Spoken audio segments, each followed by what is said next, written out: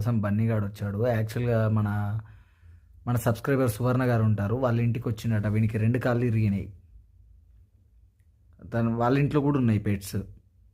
అయితే తను చూసుకుంది.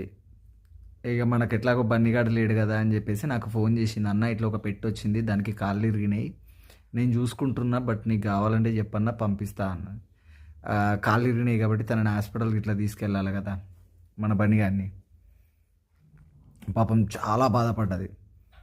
నాకు కాల్ చేసి చెప్పింది ఇట్లా వచ్చింది, దానికి ఏమన్నా చేయాలా అని. నాకు పంపించండి ప్లీజ్, నేను చూసుకుంటా అని అడిగా. అంటే మనకు పంపించింది.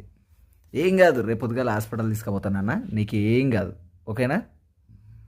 నువ్వు కరెక్ట్ ప్లేస్కి వచ్చేసినావు. మన సువర్ణ గారు పంపించారండి మన కోసం మన బన్నీని. రేపు పొద్దున వీడిని హాస్పిటల్ తీసుకెళ్ళి వాడిని కాళ్ళకి సరి చేపియాలి.